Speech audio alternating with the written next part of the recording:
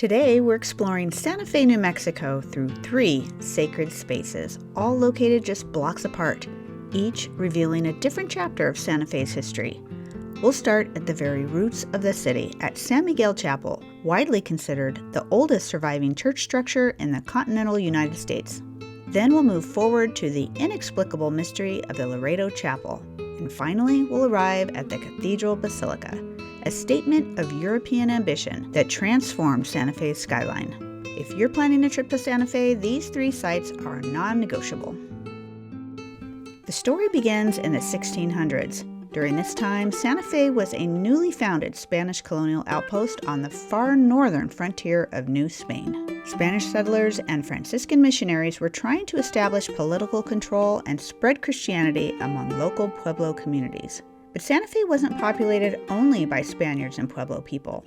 Spain also brought indigenous allies from central Mexico, the Tlaxcalan people. A little difficult for me to pronounce, but I'll do my best. They played a key role in building and sustaining this remote settlement. This was their neighborhood. It's called Barrio de Analco, and this is their church, built by these indigenous laborers. Simple yet elegant. San Miguel is widely considered the oldest church structure in the continental United States. This was a church for working people, built by indigenous hands with local materials. This mission was badly damaged during the Pueblo Revolt of 1680 and later rebuilt in the early 1700s. These walls also experienced the Spanish Reconquest, Mexican independence, American occupation, and New Mexico's eventual statehood. They've been rebuilt, replastered, and reinforced, but the structure still endures. Now just 2 blocks away, there's another chapel with a very different story.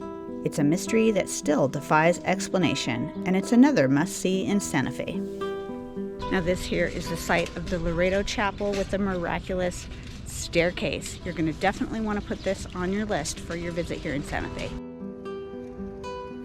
This chapel was completed in 1878, and it was the first Gothic revival style. In fact, the first Gothic building built west of the Mississippi. Bishop Lamy had invited the Sisters of Loretto from Kentucky to establish a school for girls. Unfortunately, the architect died before construction was finished, and there was a serious problem. The chapel had a beautiful choir loft, 22 feet above the floor, but there was no way to reach it. Multiple carpenters were consulted, and all of them said the same thing. The space was just too small. A conventional staircase would consume most of the seating area in the church. The only solution was a ladder. The sisters absolutely refused. A ladder was too dangerous for nuns in their long robes. So they did what they know how to do. They prayed. For 9 days, they prayed to Saint Joseph, the patron saint of carpenters. And on the 9th and final day of their prayer, a mysterious stranger arrived at the chapel on a donkey. He carried only a simple toolbox and offered to build the staircase on one condition.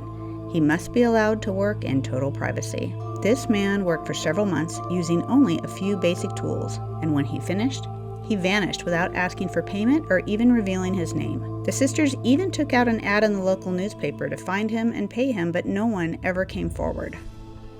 Now just look closely at these details. This handrail here was added later. Here's a historical image showing what it looked like before the handrail was put in. Seemingly impossible, with no nails and no supporting column. You can look at the wood along the bottom. It just looks like one continuous piece. It is absolutely stunning.